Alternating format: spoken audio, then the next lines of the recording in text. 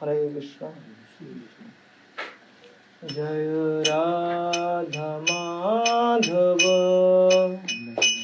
जय कुंज बिहारी। जय राधा माधव जय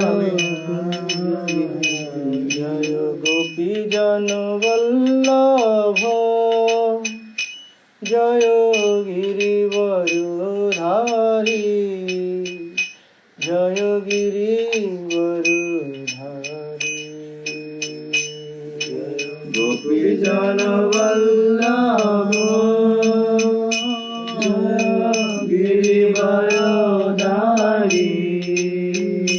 जय गिरिवरधारी। जय यशोदानंदन व्रज जन रंजन। यशोदानंदन व्रज जन रंजन। यशोदानंदन व्रज जन रंजन। यशोदानंदन व्रज जन रंजन। यमुना तीर वनचारी। यमुना तीर वनचारी। जय राधा माधव जय कुंज बिहारी। जय राधा माधव जय कुंज बिहारी। हरे कृष्णा कृष्णा कृष्णा हरे हरे। हरे राम राम राम हरे हरे। हरे कृष्णा कृष्णा कृष्णा हरे हरे। हरे राम राम राम हरे हरे। हरे कृष्णा कृष्णा कृष्णा हरे हरे। हरे राम राम राम हरे हरे। हरे कृष्णा कृष्णा कृष्णा हरे हरे। हरे राम राम राम हरे हरे। जय राधा माधव राधा माधव जय राधा माधव राधा माधव जय राधा माधव। जय गौरानिताय गौरानिताय गौरानिताय जय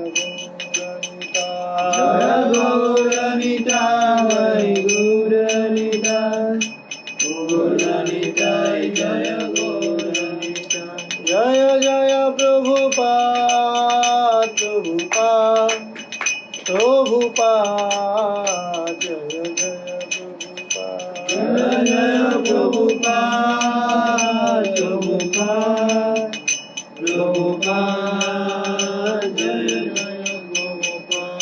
निताय गौर हरि बोल हरि बोल निताय गौर हरि बोल हरि बोल निताय गौर हरि बोल। राधा माधव की जय। वनिता भगवान की जय। श्रील प्रभुपाद की। ओम नमो भगवते वासुदेवाय। ओम नमो भगवते वासुदेवाय। ओम नमो भगवते वासुदेवाय। ओम नमो भगवते वासुदेवाय। नमो भगवते भगवते वासुदेवाय। ओम नमो भगवते वासुदेवाय। मम ज्ञानतिमिरन्धस्य ज्ञानाञ्जनशलाकया चक्षुरुन्मीलितं येन तस्मै श्रीगुरुवे नमः। श्रीचैतन्यमनोभीष्टं स्थापितं येन भूतले स्वयं रूपं कदा मह्यं ददाति स्वपदान्तिकम्। वन्देऽहं श्रीगुरुं श्रीयुतपदकमलं श्रीगुरून् वैष्णवांश्च श्रीरूपं सग्रजातं सगण रघुनाथान्वितं तं सजीवं साद्वैतं सावधूतं परिजनसहितं कृष्णचैतन्यदेवं श्रीराधाकृष्णपदान् सगण ललिता श्रीविशाखान्वितांश्च। हे कृष्ण करुणा सिन्धु दीनबन्धु जगत्पते गोपेश गोपिकान्त राधाकान्त नमस्ते। तप्त काञ्चन गौरांगी श्रीराधे वृन्दावनेश्वरी वृषभानुसुते देवी प्रणमामि हरिप्रिये। नमो महावदन्याय कृष्ण प्रेमप्रदायते कृष्णाय कृष्ण चैतन्य नाम्ने गौरतिसे नमः। जय श्री कृष्ण चैतन्य प्रभु नित्यानंद श्री अद्वैत गदाधर शिवासादि गौर भक्तवृंद। हरे कृष्ण कृष्ण कृष्ण हरे हरे हरे राम राम राम हरे हरे। नारायणं नमस्कृत्यं नरं चैव नरोत्तमं देवीं सरस्वतीं व्यासं ततो जयमुदीरये। नष्टप्रायेषु भद्रेषु नित्यं भागवत सेवया भागवतोत्तमश्लोके भक्तिर्भवति नैष्ठिकी। मुखं करोति वाचालं पङ्गुं लङ्घयति गिरिं यत्कृपातमं वन्दे परमानन्दमाधवं। श्रीगुरुदीनतारिणं श्रीचैतन्यमीश्वरं तमादिदेवं करुणानिधानं तमालवर्णं श्वेतावतारम् अपार संसार समुद्र सेतुं भजामहे भागवतस्वरूपम्। हरे कृष्ण।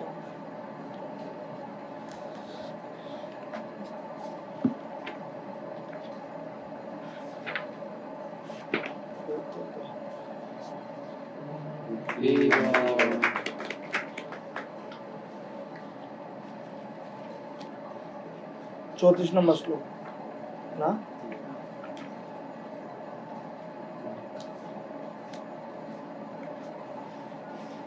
हरे कृष्ण। तो আমি প্রথমে ধন্যবাদ জ্ঞাপন করছি ইদ্রিস কমলচন্দ্র এবং ইদ্রিস আকর্ষককে আমাকে কাইন্ডলি ইনভাইট করার জন্য এবং কিছু হরিকথা বলার সুযোগ দেওয়ার জন্য। সময় কম, আমরা খুব দ্রুত পড়ব। চতুর্থ অধ্যায় জ্ঞান যোগ 34 নম্বর শ্লোক। तद्विद्धि प्रणिपातेन परिप्रश्नेन सेवया उपदेक्ष्यन्ति ते ज्ञानिनस्तत्त्वदर्शिनः।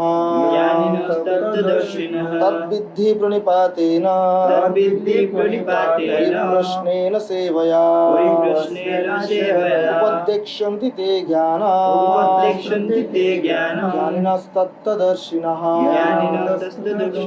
तद्विद्धि प्रणिपातेन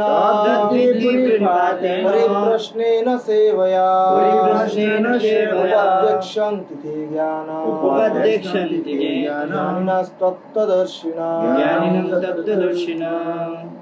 অনুবাদ এবং প্রাঞ্জল তাৎপর্য করেছেন ইসকন প্রতিষ্ঠাতা আচার্য শ্রীল অভয় চরণ অরবিন্দ ভক্তিবেদান্ত স্বামী শিল প্রভুপাদ কি জয়।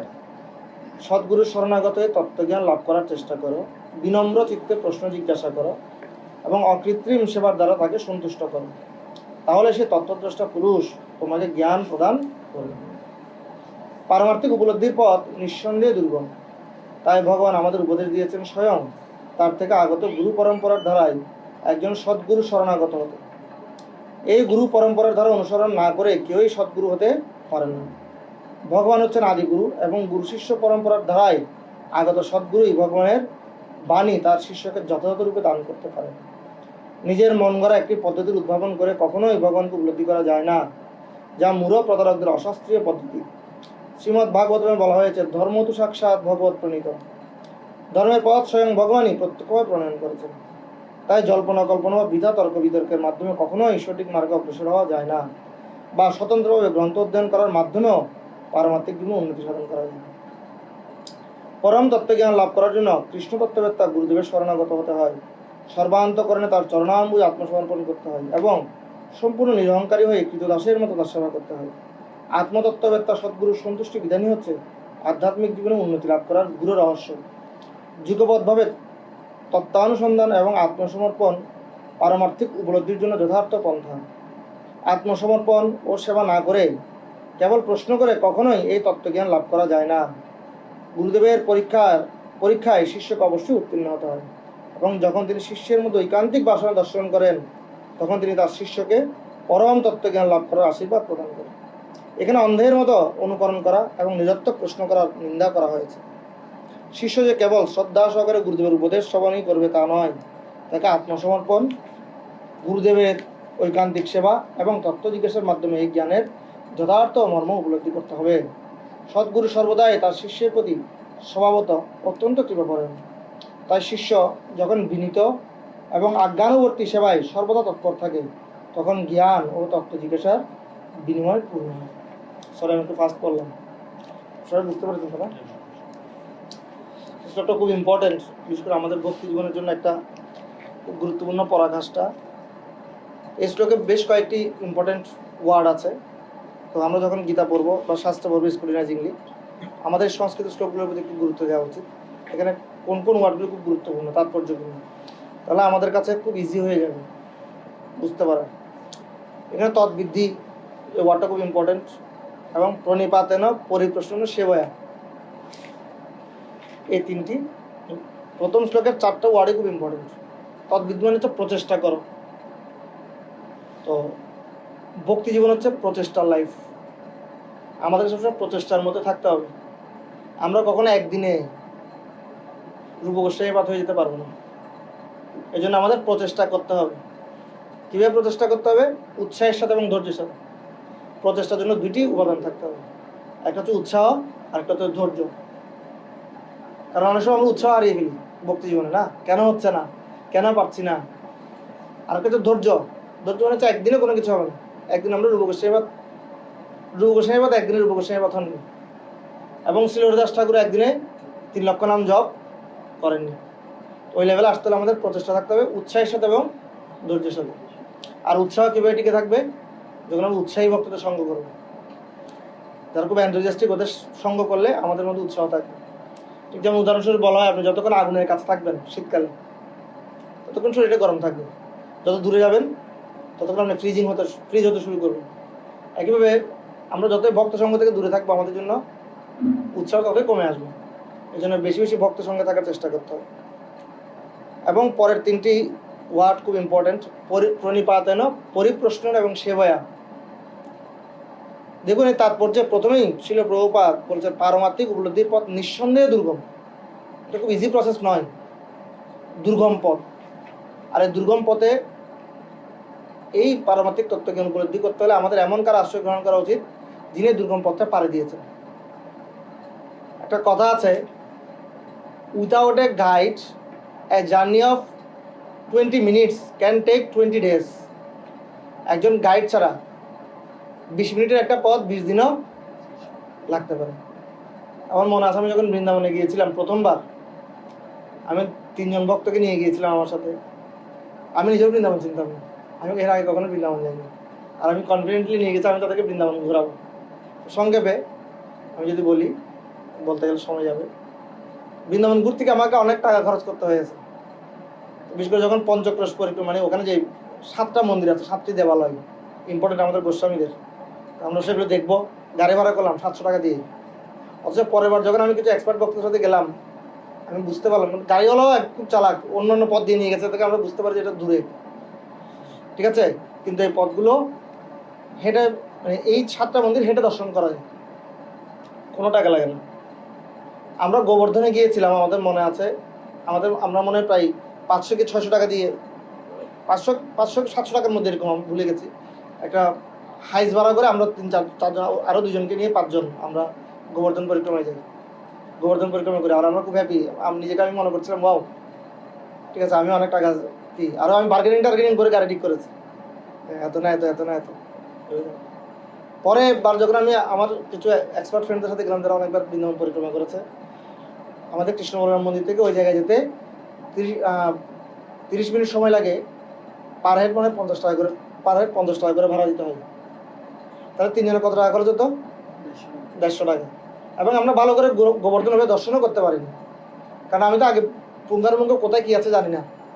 কিন্তু আমরা যখন পরিক্রমা করছিলাম তখন একজন প্রবর্তক মন্দিরের খুব সিনিয়র ডিভোটির সাথে দেখা হয়, উনি অনেকবার পরিক্রমা করেছে, তখন উনি আমাদেরকে একটা একটা একটা করে প্রত্যেকটা জিনিস দর্শন করিয়েছিলেন।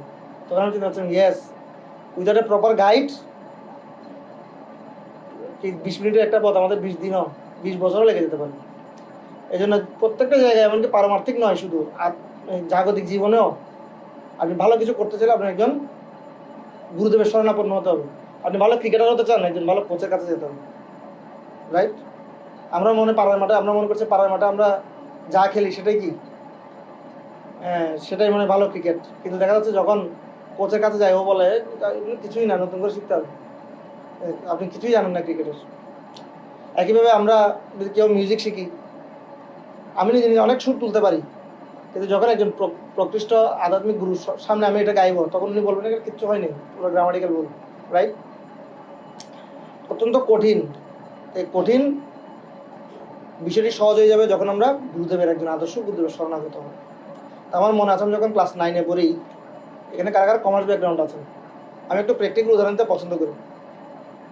আমি একটু অসুস্থ ছিলাম, জাবেদার পরে খতিয়ান শুরু হয়েছিল, খতিয়ান চ্যাপ্টারটা। তো আমি 7 দিনের মতো কোচিংয়ে যেতে পারিনি। তো আমি চেষ্টা করলাম কোচিংয়ে যেতে পারিনি, বাসায় ট্রাই করি, কারণ ওই 7 দিনে খতিয়ান বুঝিয়ে ফেলেছে আমাদের কোচিংয়ে, খতিয়ান ক্লাসটা হয়ে গেছে। আমি তাহলে বাসায় কী করি? তখন আমি গাইড বই দেখে এবং মেইন বই দেখে খতিয়ান করার চেষ্টা করছিলাম, বোঝার চেষ্টা করছিলাম আমার মতো করে।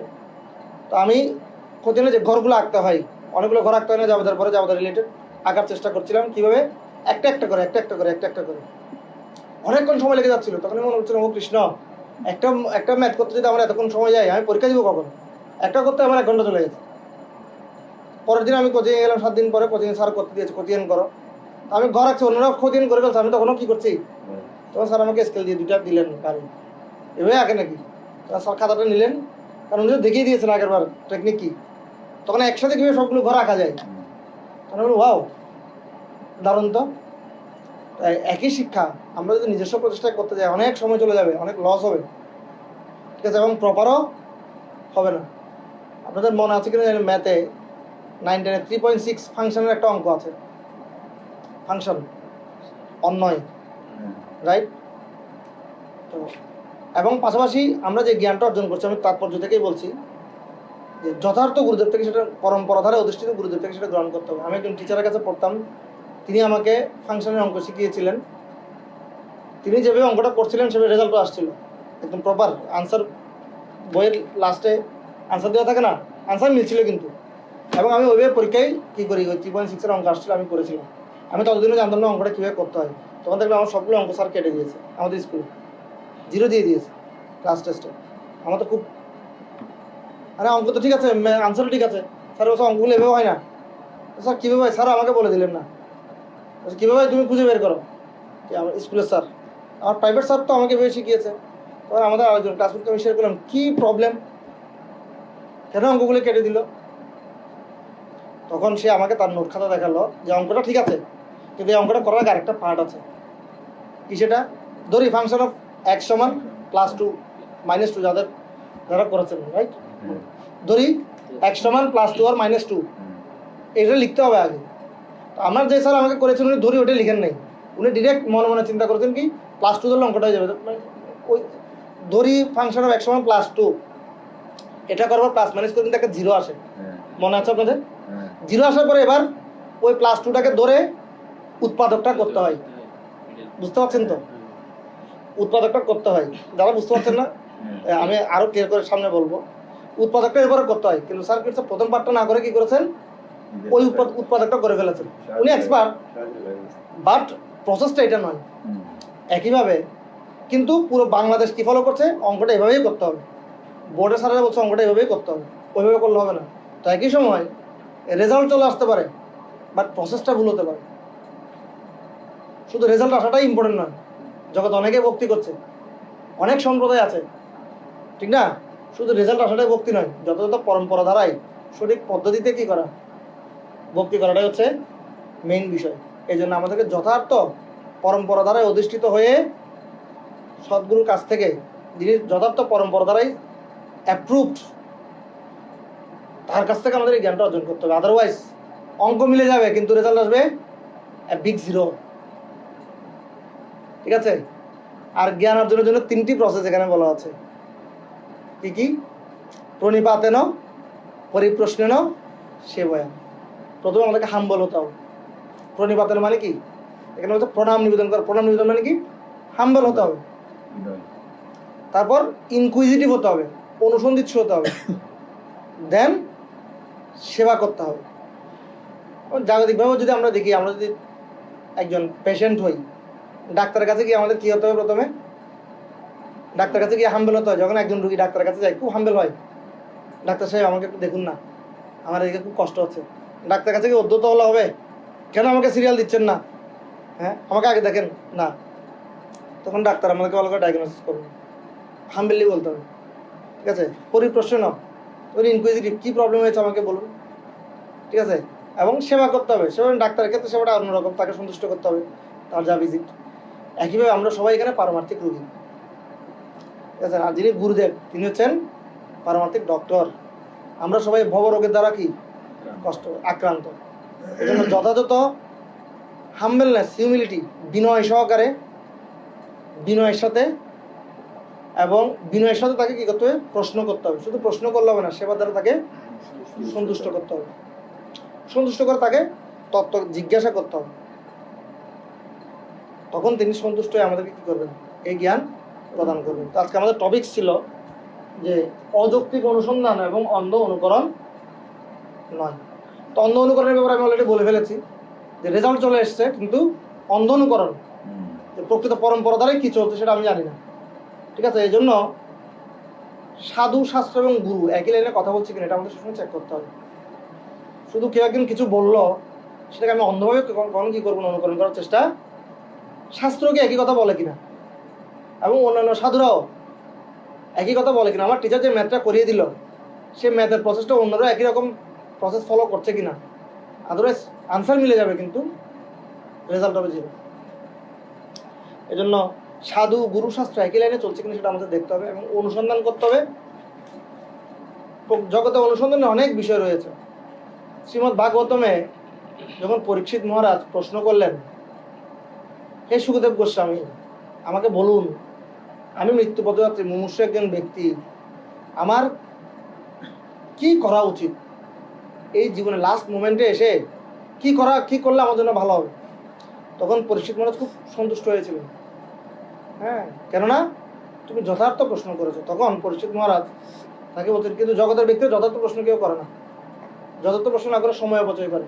যেমন উনি বলছেন, শতবাদিনী রাজেন্দ্র নিনাম শুনতি সহস্রশ অপশ্যতাম আত্মতত্ত্বম গৃহেষু গৃহমেদিনাম। উনি বলছেন, শতবাদিনী রাজেন্দ্র নিনাম শুনতি সহস্রশ, এই জগতের ব্যক্তিদের শোনার এবং প্রশ্ন করার অনেক বিষয়।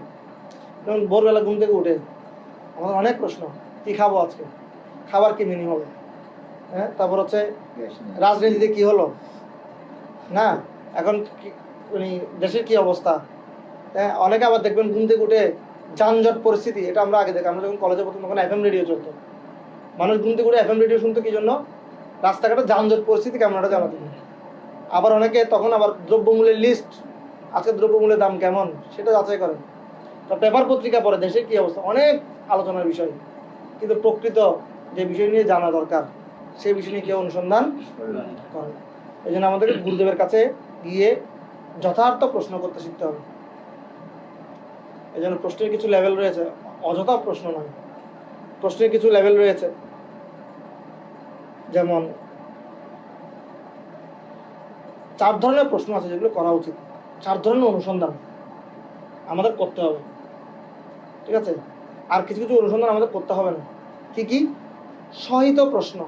গুরুদেবের কাছে কি নিয়ে প্রশ্ন করতে হবে? প্রথমে সহিত প্রশ্ন, আমার কিভাবে মঙ্গল হবে, আমি আমার যে বদ্ধদশায় আছি, আমার যে লাইফ, আমি যে এই জড় জগতের ত্রিতাপ দুঃখে জর্জরিত হচ্ছে। যেমন সনাতন গোস্বামী প্রকৃষ্ট উদাহরণ।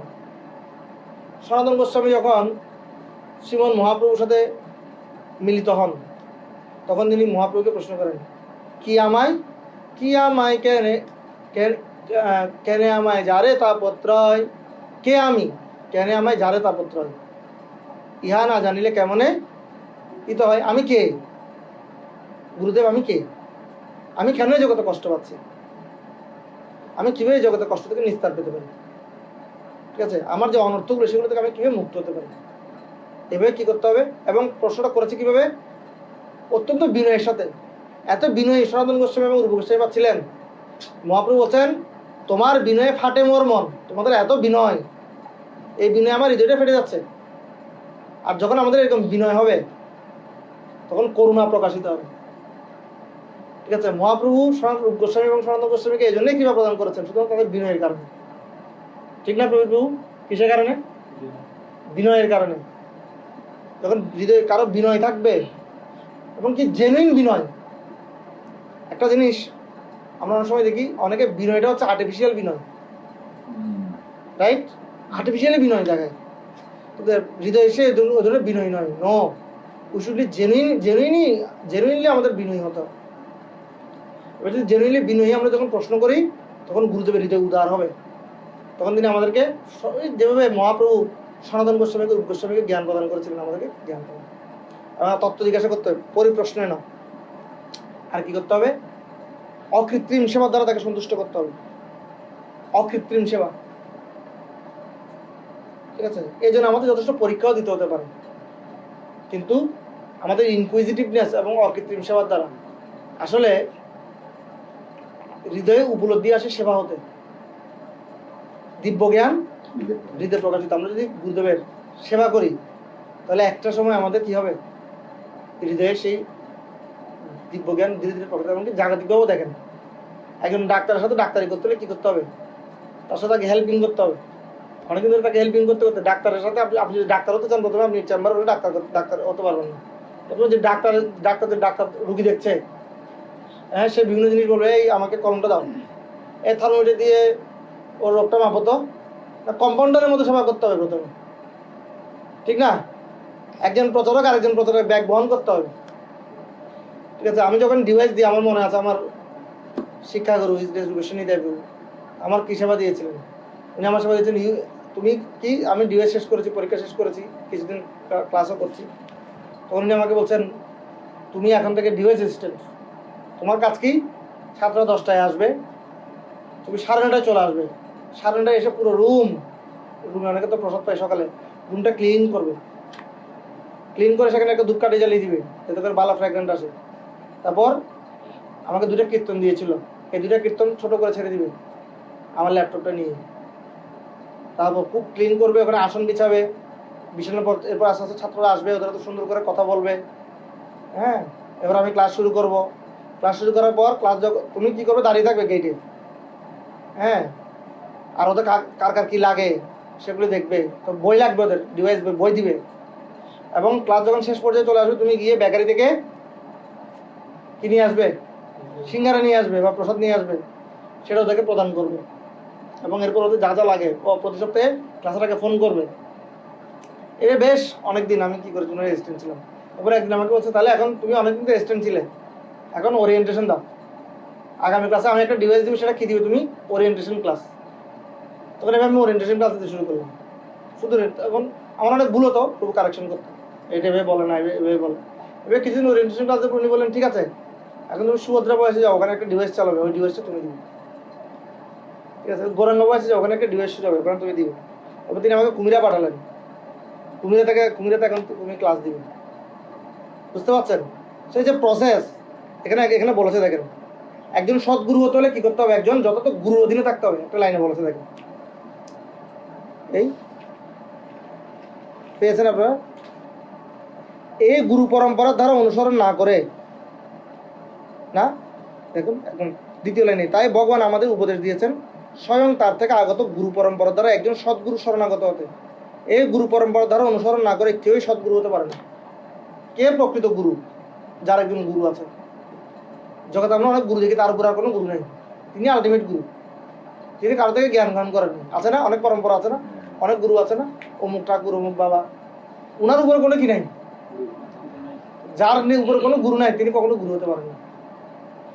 একজন কাউন্সিলর কখনো কাউন্সিলর হতে পারেন না, কাউন্সিলর যোগ্যতা হচ্ছে তিনি আরেকজনের কাউন্সিলিং, ঠিক আছে। একজন গুরুর যোগ্যতা হচ্ছে তিনি আরেকজন গুরুর শিষ্য, তাহলে তিনি প্রকৃত গুরু হতে পারেন। এভাবে করে যখন আমরা ইনকুইজিটিভ প্রশ্ন সহিত প্রশ্ন করব, তখন গুরুদেবের কাছে কি করবো, বিনম্র চিত্ত সহকারে আমরা প্রশ্ন যখন করবো তখন গুরুদেব আমাদেরকে জ্ঞান প্রদান করবে। আরেকটা হচ্ছে লোকহিত প্রশ্ন। লোকহিত প্রশ্ন মানে শুধু নিজের জন্য নয়, ধীরে ধীরে আমাদের জগতের অন্যদের কল্যাণের জন্য প্রশ্ন করতে শিখতে হবে। ঠিক আছে। আর এরপর হচ্ছে বিষয় শোধক প্রশ্ন। ভক্তি করতে গিয়ে আমাদের অনেক কনফিউশন আসবে, অনেক কনফিউশন। শ্রীমদ্ ভগবত গীতায় পরমেশ্বর ভগবান শ্রীকৃষ্ণ অর্জুনকে বলেছেন, সংশয় আত্মা বিনশ্যতি। ভক্তি জীবনে কখনো সংশয় রাখা যাবে না। কোনো বিষয়ে সন্দেহ আসলে অবশ্যই কি করতে হবে, সেটা বিনম্রচিত প্রশ্নের মাধ্যমে ক্লিয়ার করে নিতে হবে। সংশয় আসলে কিন্তু সংশয়টাকে আপনি পোষণ করে রাখবেন, ধীরে ধীরে সেটা গুণ কি বাসে যখন গুণ ধরে, বাসটা বাইরে থেকে দেখতে খুব ভালো দেখায়, কিন্তু ভিতরে কিন্তু গুণে খেয়ে শেষ করে দিচ্ছে। একসময় এটা ধরার সাথে ভেঙে পড়ে যায়। রাইট, দেখেছেন অভিজ্ঞতা আছে? একইভাবে ভক্তি জীবনের সংশয় আপনি পালন করবেন, ভিতরে ভিতরে গুণে খেয়ে খেয়ে খেয়ে খেয়ে একসময় বিভিন্ন মায়াবাদী ফিলোসফি জাগতিক গ্রন্থ পড়বেন, অন্য কাউকে প্রশ্ন করছেন না, নিজস্ব প্রচেষ্টায় সে প্রশ্ন আনসার খোঁজার চেষ্টা করছেন। ঠিক আছে, এটাকে বলা হচ্ছে অযৌক্তিক অনুসন্ধান। অযৌক্তিক অনুসন্ধান, এই বই, অমুক রাইটারের বই, অমুক মায়াবাদী ফিলোসফি বিভিন্নগুলো পড়ার কারণে ধীরে ধীরে গুণে ধরে ধরে ধরে ধরে ভক্তি শেষ হয়ে যাবে। এই জন্য যত তত্ত্বজ্ঞানী ব্যক্তি থেকে জানতে হবে। আরেকটা হচ্ছে সহিত প্রশ্ন, লোকহিত প্রশ্ন, বিষয়শোধক প্রশ্ন, আর হচ্ছে প্রসঙ্গ প্রশ্ন। প্রসঙ্গ, শাস্ত্র অধ্যয়ন করতে গিয়ে আপনার মধ্যে প্রাসঙ্গিক কিছু কোয়েশ্চেন আসবে। প্রভু শাস্ত্রে এই কথাটা কেন লিখলো, এই লাইনটা কেন আসলো, এই চ্যাপ্টারটাতে ছিল প্রভু এই কথাটা কেন বললেন। এটা হচ্ছে প্রাসঙ্গিক প্রশ্ন, প্রসঙ্গ প্রশ্ন। এভাবে যখন আমরা প্রশ্ন করব তখন আস্তে আস্তে আমাদের জ্ঞান উন্মোচিত হবে। আর কিছু প্রশ্ন করা যাবে না, সেটা হচ্ছে বালিশ প্রশ্ন। বালিশ প্রশ্ন হচ্ছে শিশুসুলভ প্রশ্ন। শিশুসুলভ প্রশ্ন, গুরুদেব আমরা কেন ডানাতে খাই, কেন বামাতে খাই না? শিশুসুলভ প্রশ্নটা কোনো আনসার হয় না, কেন ডানাতে খাই বামাতে খাই না, আনসার হয় সেটা। তারপর হচ্ছে অনেক ধরনের প্রশ্ন আছে এরকম, কেন আমরা কেন আমরা হাতে রাখি পরি, এই ধরনের ছোটো ছোটো প্রশ্ন যেগুলো গুরুদেবকে করতে হয় না, এগুলো আছে, এগুলো অটোমেটিক আপনি জানতে পারবেন। ছোটো বাচ্চার মতো অনেকে কোয়েশ্চেন করে। আর কিছু অতি প্রশ্ন। ঠিক আছে, অতি প্রশ্ন মানে হচ্ছে কেউ আছে একদম প্রশ্নের পিঠে প্রশ্ন, প্রশ্নের পিঠে প্রশ্ন, প্রশ্নের পিঠে প্রশ্ন করে, বিরক্তিকর। মানে একটা প্রশ্ন করলো, আরেকটা প্রশ্ন করলো, ওটা থেকে আরেকটা প্রশ্ন বের করে ফেলছে, ওটা আনসার দিয়ে ওই উত্তর থেকে আরেকটা প্রশ্ন বের করে ফেলছে। ঠিক আছে, উচিত নয়। তা আরেকটা হচ্ছে বিতণ্ড প্রশ্ন। বিতণ্ড প্রশ্ন মানে হচ্ছে গুরুদেবকে চ্যালেঞ্জ করে প্রশ্নটা, ভেরি ইম্পর্টেন্ট। অনেক সময় হয় কি, আমরা অনেক কিছু জেনে গেছি শাস্ত্র, তখন আমাদের মধ্যে একটা মিথ্যা অহংকার কাজ করে। তখন আমরা কি করি, অন্যদেরকে জাজ করতে চাই, উনি জানে কিনা দেখি তো, আমি জানি কিন্তু এটা উত্তর। চ্যালেঞ্জ করে প্রশ্ন করে। এরকম হয়েছিল আমরা যখন বিদ্যাপীঠে ছিলাম, এক ব্যক্তি প্রশ্ন করেছে আমাদের প্রেজেন্টেশনে আরেকজনকে, তো আনসার দিতে পারি, সরি প্রভু আমি তো এটা জানি না। তখন ওই ব্যক্তি আবার আনসার দিয়ে দিয়েছে, যে প্রশ্ন করতে সে উত্তরটা দিয়ে। তখন ওই যে প্রেজেন্টার বলছে, প্রভু আপনি তো আনসারটা জানেনি, তাহলে আমাকে প্রশ্নটা করার কি দরকার ছিল? তখন সবাই হো হো করে এটা উঠলো, মানে ঠিক আছে, যে এটা উচিত হয়নি। তখন আমাদের যিনি জুরি বোর্ড ছিল, যিনি জাজ ছিল, উনি বলছে তোমার এটা করাটা উচিত হয়নি, এটা তো চ্যালেঞ্জিং, আমাদের চ্যালেঞ্জ করাটাও তো উচিত নয়, এটা তো মিথ্যা অহংকারের বহিঃপ্রকাশ। তুমি আনসারটা জানো, তুমি কাউকে পরীক্ষা করার জন্য, কাউকে হেয় করার জন্য প্রশ্ন করছো, এটা উচিত। অতি প্রশ্ন, বিতণ্ড প্রশ্ন, তারপর কি বললাম, বালিশ প্রশ্ন। ঠিক আছে, এই তিনটি প্রশ্ন। আরেকটি আছে, চারটি আপাতত, আরেকটি আমার ওইভাবে মনে পড়ছে না। বিতণ্ড প্রশ্ন এবং ওইরকম আরেকটা প্রশ্ন হচ্ছে, অর্থাৎ মিথ্যা অহংকারকে নিজেকে কি উপস্থাপন করার জন্য, নিজেকে উপস্থাপন করা মানে হচ্ছে আমি অনেক কিছু জানি। ঠিক আছে, এটা একটা উদাহরণ হচ্ছে, একবার গৌরাঙ্গ দর্শন প্রভু ক্লাস দিচ্ছিলেন আমাদের ওখানে, একজন ব্যক্তি প্রশ্ন করলেন, সে প্রশ্নটা করার জন্য তিনি 5 মিনিট সময় নিয়ে নিয়েছেন। মানে একটা প্রশ্ন করার জন্য কতক্ষণ সময় নিয়েছেন? প্রায় 5 মিনিট। মানে সে পুরো ডিসকাস করে ভাগবত, প্রভু ভাগবত ওই জায়গায় এরকম আছে, এই সেকশনে, এই শ্লোকে, বিভিন্ন শ্লোক টোক বলে লাস্টে প্রশ্নটা করলেন। এটা প্রশ্ন সরলভাবে করা যেত, এত ভাগবত এত ঘুরে উনি প্রশ্ন করার কারণ কি না, আমিও আপনার মতো ভাগবত অনেক জানি, বাবা তুমি এখানে এটা আছে, এখানে এটা আছে, এখানে এটা আছে, ওই শ্লোক এই শ্লোক। আমি একটু এটা দেখলাম ঘোরা খুব বিরক্ত হলো। মানে সে কি করলো, অডিয়েন্সের সামনে নিজেকে প্রেজেন্ট করার চেষ্টা করলো যে আমি অনেক কিছু জানি। এই ধরনের প্রশ্ন গুরুদেবের সামনে কখনো নিজেকে, আপনি যতই জ্ঞানী হন না কেন, গুরুদেবের সামনে কখনো নিজেকে উপস্থাপন করা উচিত নয়। গুরুদেবের সামনে শিষ্য সবসময় কি থাকা উচিত? মূর্খের মতো থাকা উচিত। আমি একটা লীলা দিয়ে শেষ করবো। একবার রামানুজাচার্য, আপনারা সবাই জানেন, আমি 5 মিনিট সময় বেশি নিই, সরি। রামানুজাচার্য তার কাছে এক শিষ্যকে পাঠিয়েছেন আরেকজন গুরুদেব, যে তুমি যদি তোমার যা যা প্রশ্ন আছে জানতে চাও তাহলে ওই গুরুদেবের কাছে, উনি সদ্গুরু, ওনার কাছ থেকে প্রশ্ন করুন। তখন উনি রামানুজের কাছে আসলেন, এসে প্রশ্ন জিজ্ঞেস করেন, গুরুদেব আপনার কাছে আমার একটা প্রশ্ন আছে, প্রশ্ন পরে দিব, আগে তুমি কি করো, কিছু সেবা করো।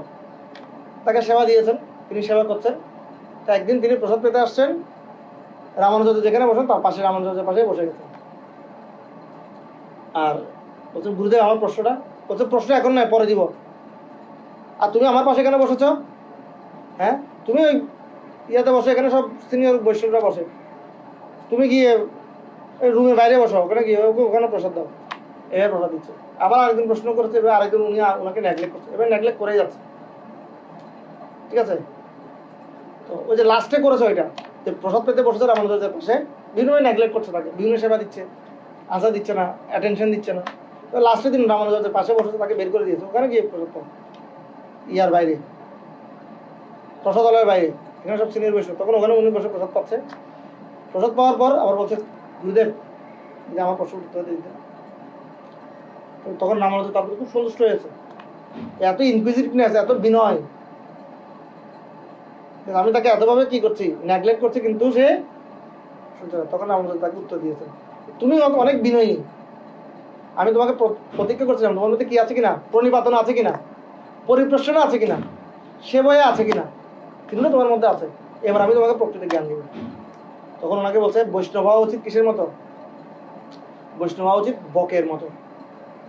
ঠিক আছে, যেভাবে তুমি আমার জন্য অপেক্ষা করেছো। বক কি করে? বকত ধ্যানম বলে না, বক দীর্ঘক্ষণ ধ্যান করে এক পায়ে দাঁড়িয়ে, বকত ধ্যান। কি জন্য? মাছ পাওয়ার জন্য, বড় মাছ। তো বক যখন ধ্যান করে তখন অনেক ছোট ছোট মাছ তার সামনে দিয়ে যায় না, কিন্তু বক কখনো ছোট মাছগুলোকে ধরে না, কারণ বক জানে ছোট মাছগুলোর পিছনে বড় মাছ আছে। বড় মাছগুলো দূর থেকে দাঁড়িয়ে অপেক্ষা করছে ছোট মাছগুলো সেফলি যেতে পারছে কিনা এই রোড দিয়ে।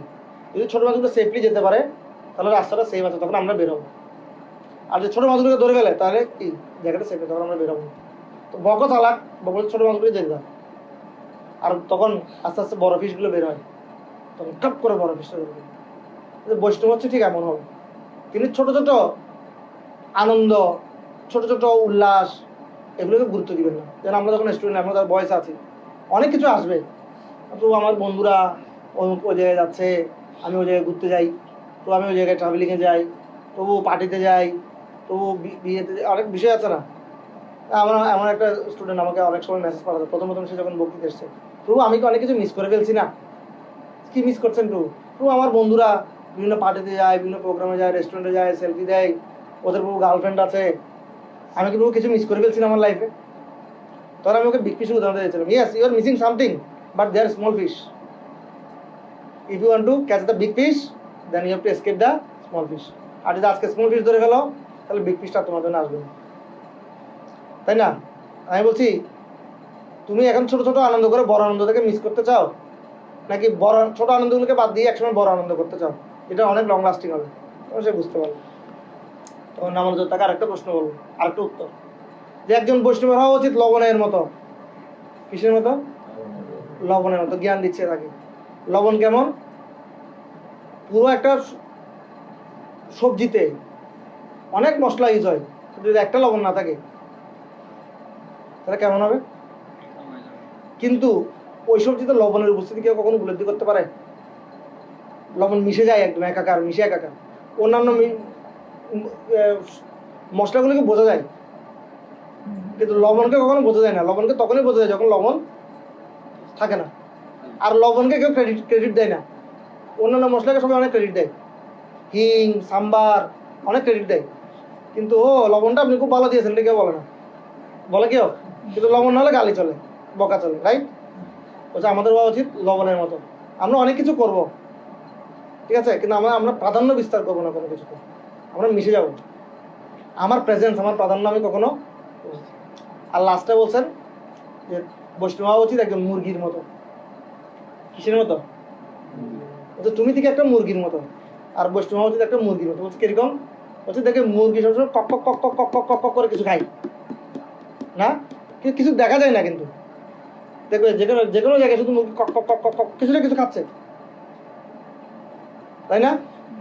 কিন্তু ওখানে কিচ্ছু নাই, আমাদের চোখে আমরা দেখছি না, কিন্তু মুরগি দেখছে ওখানে অনেক খাবার আছে। হচ্ছে বৈষ্ণব হওয়া উচিত যে জায়গায় কোনো গুণ, মানে কোনো গুণও দেখা যাচ্ছে না, কোনো অনেক দোষে ভরপুর, ঠিক আছে, সেখানেও কি মুরগি মানে যে মুরগির মতো খাবার দেখতে হবে, যেখানে কোনো খাবার নেই, আমরা কিছু দেখতে পাচ্ছি না, মুরগি সেখান থেকে খাবার খুঁজে নিচ্ছে। ঠিক আছে, জগতে অনেক ধরনের কি চলছে, হয়তো একজন ব্যক্তির মধ্যে অনেক ধরনের কি থাকতে পারে, ফলস বা ফল্ট, হ্যাঁ, ফল্টনেস থাকতে পারে, তার মধ্যেও গুণ দর্শন করতে শিখতে হবে। ঠিক আছে, তুমি যদি তিনটা জিনিস করতে পারো, তুমি একজন আদর্শ বৈষ্ণব রূপান্তরিত হবে। এভাবে সে রামানুজ শিষ্যটি কিসের মাধ্যমে? যথার্থ বিনয় প্রণিপাতের মাধ্যমে, যথার্থ কোশ্চেন পরিপ্রশ্নের মাধ্যমে, যথার্থ সেবার মাধ্যমে রামানুজকে সন্তুষ্ট করে যথার্থ অনুসন্ধান করার মাধ্যমে প্রকৃতি জ্ঞান লাভ করেছিল। একইভাবে আমরা যদি এই যে বয়েস life, we are in a Gurukul, that is Gurukul, Radheshyam প্রভু বলেন এটা হচ্ছে আধুনিক গুরুকুল। এই গুরুকুলে যারা আমাদেরকে গাইড করছে, আমরা যদি তাদের প্রতি শ্রদ্ধাপরায়ণ হয়ে যথার্থ সেবা সহকারে, যথার্থ অনুসন্ধান সহকারে যদি আমরা তাদের প্রতি প্রপত্তি স্বীকার করি, একসময় আমরাও আদর্শ বৈষ্ণব রূপান্তরিত হতে পারবো। ঠিক আছে, আর উপলব্ধি আসে, জ্ঞানটাই ইম্পর্টেন্ট নয়। জ্ঞান দিয়ে আমরা কখনো কি করতে পারবো না, এই ভগবত ভক্তিকে সাধন করতে পারবো না। আমরা ভগবত ভক্তিকে সাধন করতে পারবো উপলব্ধির দ্বারা। ঠিক আছে, জ্ঞানটা যখন বিজ্ঞানে পরিণত হবে, আর জ্ঞান তখনই বিজ্ঞানে পরিণত হয়, আমরা যা জানছি এটা এখনো জ্ঞান। এই জ্ঞানটা বিজ্ঞানে পরিণত হবে, উপলব্ধিতে পরিণত হবে তখন যখন আমরা উন্নত বৈষ্ণবের সেবা করি, গুরুদেবের সেবা করি। জয় জগৎগুরু শিল প্রভুপাদ কি জানি তাই গো সীতানাথ প্রেমানন্দ। কারো কোনো প্রশ্ন? 1 মিনিট,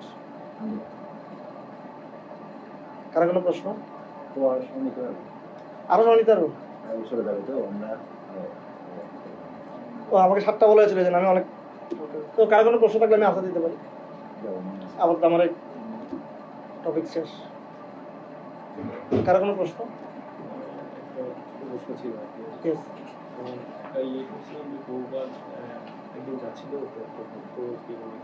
একটু জোরে। একটা ভক্ত জিজ্ঞেস করছেন, প্রভুপাদ আমার তো আপনাকে প্রণাম দিতে ইচ্ছা করতেছে, আমি সেক্ষেত্রে কি করবো? আমি প্রভুপাদ বলছি যে তোমার করা উচিত, আপনি যেটা বলছেন এখন,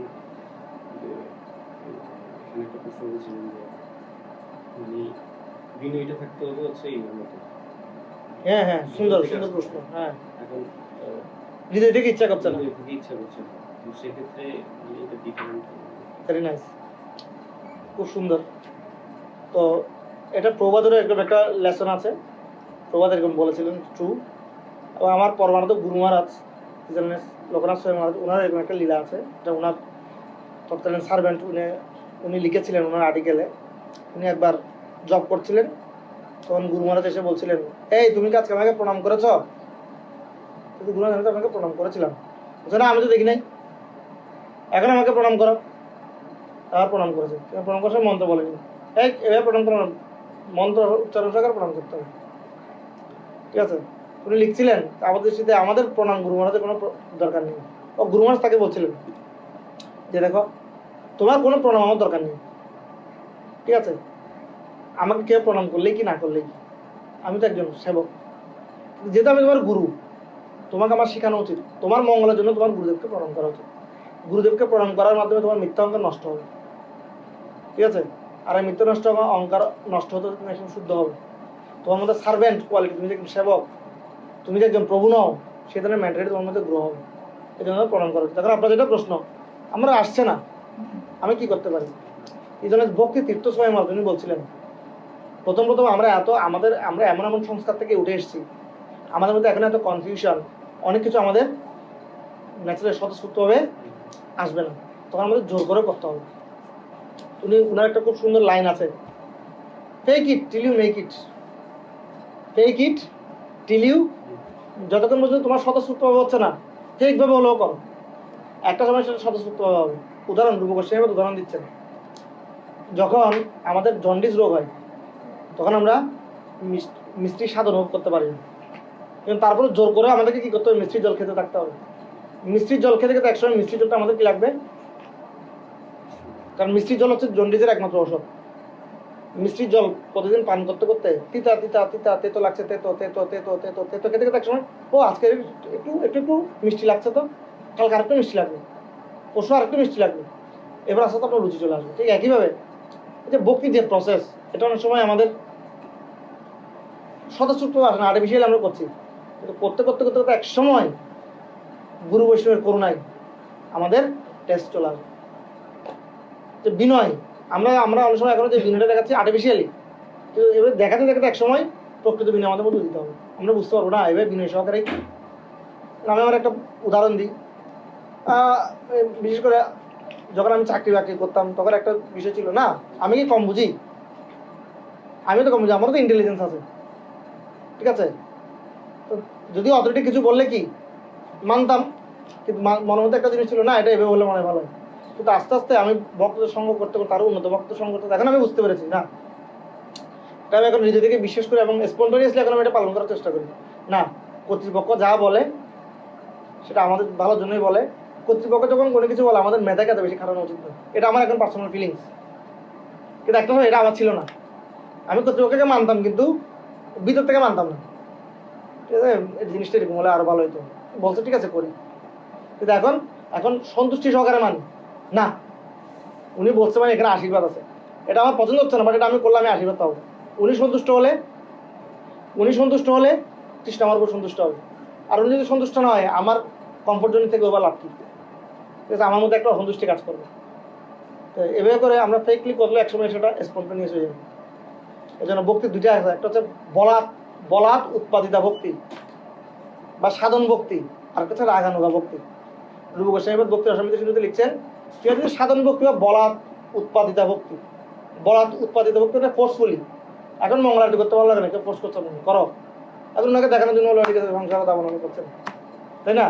এই বলাৎ উৎপাদিত ভক্তি করতে করতে, সাধন ভক্তি করতে করতে একসময় সেটা স্বতঃস্ফূর্ত রাগানুগা ভক্তি হয়ে যাবে, তখন আপনাকে কাউকে ডাকতে হবে না, ঠিক আছে, আপনি নিজেই তখন দৌড়াচ্ছেন, নিজেই করছেন। তো এই জন্য প্রথম দিকে না আসলেও সেটা আমাদের আর্টিফিশিয়ালি করতে হবে এক সময়, ঠিক আছে। কিন্তু সবসময় মাথায় রাখতে হবে যেন আমরা আমাদের মধ্যে চিটিং প্রপেন্সিটি না থাকি, ঠিক আছে। একটা তো আর্টিফিশিয়ালি করা, আর একটা চিটিং, মানে ওইটা ওইভাবে দেখি আমি কারোর সুযোগ নিচ্ছি ওইরকম যেন না করি। আর্টিফিশিয়াল মানে আসছে না কিন্তু তারপর করতে হবে, এটা নিয়ম, এভাবে বলাটা নিয়ম, হ্যাঁ এভাবে করাটা নিয়ম, করতে হবে, আমার ভালো লাগছে না তারপর করি, এটা একটা বিষয়। আরেকটা বিষয় হচ্ছে না আমি কি করব, আমি অন্তর একটা লালন করছি যে না আমি এভাবে দেখিয়ে আমি দেখাবো আমি ওনার প্রতি অনেক অনুগত, কিন্তু আমি ওনার ক্ষতি করে দিব বা আমি ভায়োলেট করবো ওনাকে, এটা আমি দৃঢ় প্রতিজ্ঞ, আমি কখনো ওনাকে শুনবো না, আমি ভায়োলেট করবো, এটা আরেকটা, এটা চিটিং, ঠিক আছে। ক্লিয়ার? আর কারো কোনো প্রশ্ন, কারো কোনো প্রশ্ন, প্রবীর কোনো প্রশ্ন আছে? প্রবীর একটু ঘুম ঘুম কম হয়েছে বোধ হয়। যদি মানে দেখা যায় যে প্রভু বলছেন এটা যদি কি সমর্থন না হয়, সমর্থন হলে বিনয় সহকারে বলতে হবে, ঠিক আছে। কারণ প্রশ্নটা কেউ করতে আমি পারবো না এরকম না, ঠিক আছে। উদাহরণ দেওয়া যেতে পারে, ধরেন আপনার আজকে একটা খুব গুরুত্বপূর্ণ ক্লাস আছে, আজকে আপনার পরীক্ষা আছে, ঠিক আছে। ধর আপনাকে বলার পর আপনি 1 ঘন্টার জন্য বুক ডিস্ট্রিবিউশন করবেন, ঠিক আছে। ধরেন আমি পারবো না প্রভু, প্রভু আমার পরীক্ষা আমি পারবো না, কেমন শোনালো, আর কত প্রভু আমার তো প্রভু 1.5 ঘন্টা পরে পরীক্ষা আছে, এখন কি করা যায়, আনসারটা কার থেকে আসবে, ওনার থেকে আনসারটা আসবে, আপনি যেটা বলতে চাচ্ছেন সেটা উনিই বলবেন। সো উই শুড আমাদের অ্যাপ্রোচটা ওয়ে করতে হবে, আমাদেরকে বলটা অন্য কোর্টে দিতে হবে, বলটা আপনি দেন, ঠিক আছে। এরপর আমার 1 ঘন্টা পর পরীক্ষা কি করা যেতে পারে আমাকে একটু যদি আপনি যদি মার্ক প্রদর্শন করতে পারেন, আমিও চাই বুক ডিস্ট্রিবিউশন করতে, কিন্তু সমর্থ হচ্ছি না, দেবো কি করতে পারি আপনি বলেন, ধরুন না না তুমি পরীক্ষা দাও কালকে দিলাম, এবং যে কোনো কাজ বলটা ওনার কোর্টে দিতে হবে, তাহলে ব্লেমিং এর কোনো সুযোগ থাকবে না, আর এটা যথার্থ বিনয়। ঠিক আছে। আর আরেকটা বিষয় হচ্ছে বিনয় মানে চাটুকারিতা নয়, এটা আমাদের মানতে হবে।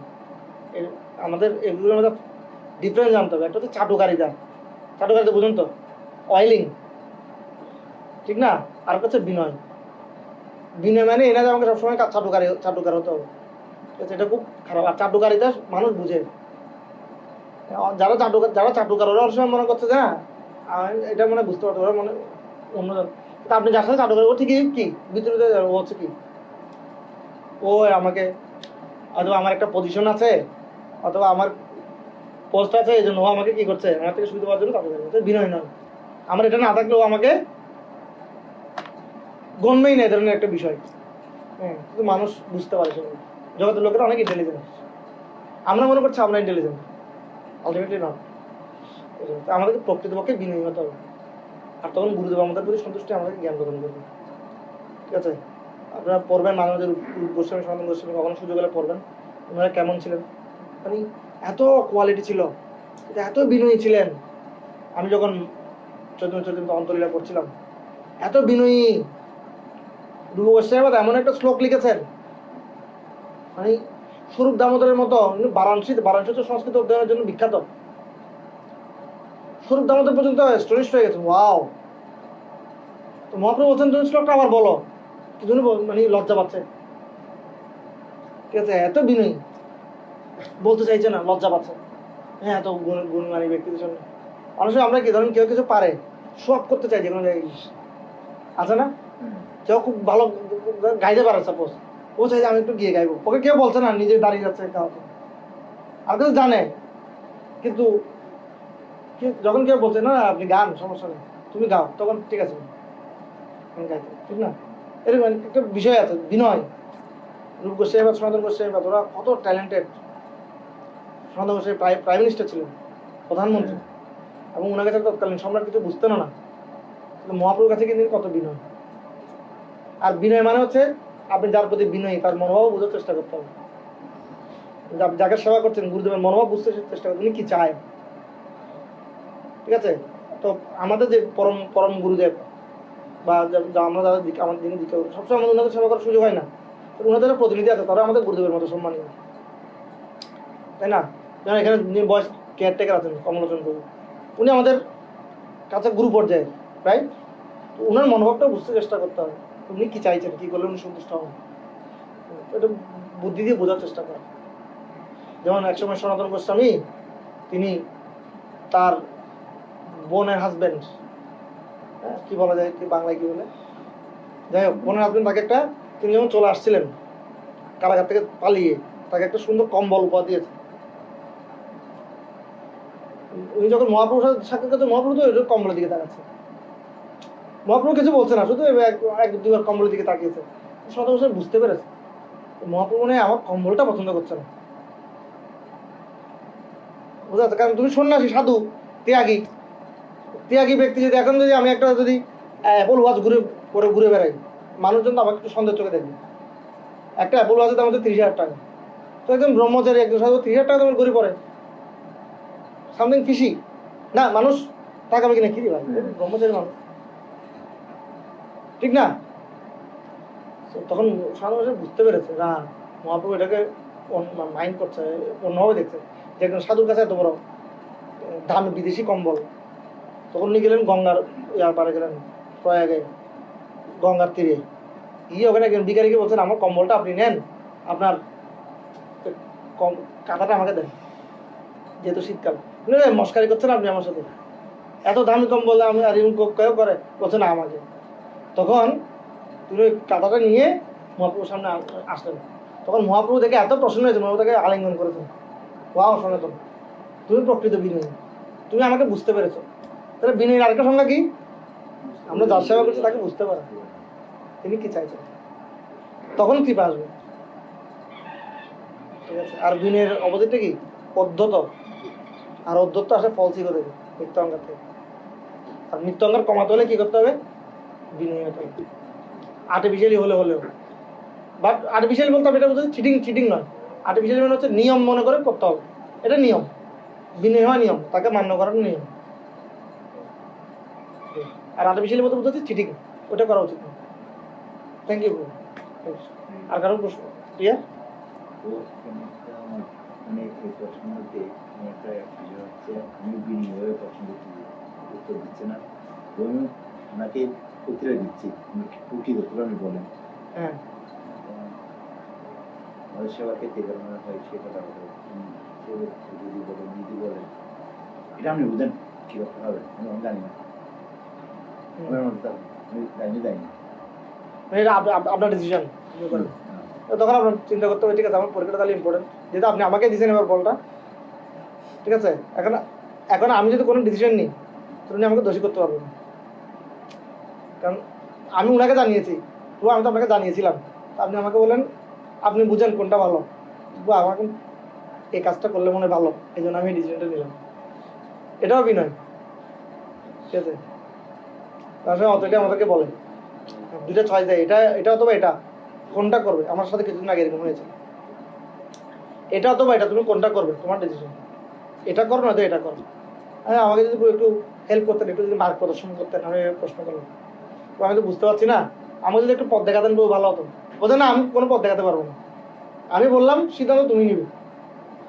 তখন আমি কয়েক ঘন্টা ভেবে একটা জিনিস দেখলাম, না দুইটার মধ্যে এই প্রজেক্টটাতে ওনার আগ্রহটা খুব বেশি, আমাকে যিনি অপশনটা দিচ্ছে ওনার এই সেবাটা, ওনার আগ্রহ খুব বেশি, এই সেবাটা করলে উনি অনেক সন্তুষ্ট হবে, আমি বুঝতে পারছিলাম সেটা।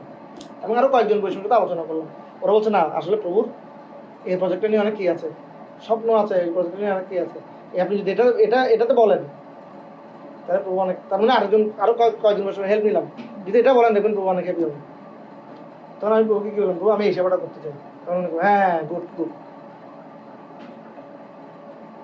বুঝতে পারছেন? তো নিজে ডিসিশন নিতে না বলে অন্য বৈষ্ণবদের হেল্প নেওয়া উচিত, একটু অ্যানালাইজ করা উচিত, ঠিক আছে? কিন্তু আমি যদি উনি যেটা পছন্দ করেন না সেটাও যদি বলতাম তাহলে উনি আমার উপর মাইন্ড করতে পারতেন না এভাবে, কেননা কারণ বলটা উনি এবার আমার কোর্টে দিয়েছেন, সিদ্ধান্ত আমার, কিন্তু তারপর বুদ্ধিমানের সাথে একটু চিন্তা ভাবনা করে করতাম। জয় জগৎ বিশ্বল প্রভুপাদ কি জানি তাই গো সীতানাথ প্রেমানন্দ। Thank you. সীমার সংরক্ষণ করেন দাসবাবুকে।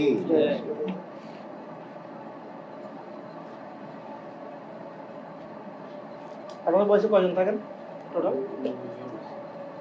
ভাড়া কত বয়সে? 10,000 টাকার মতো করা রেকর্ডে যাচ্ছে নাকি? 15,000, 16,000, 9,000?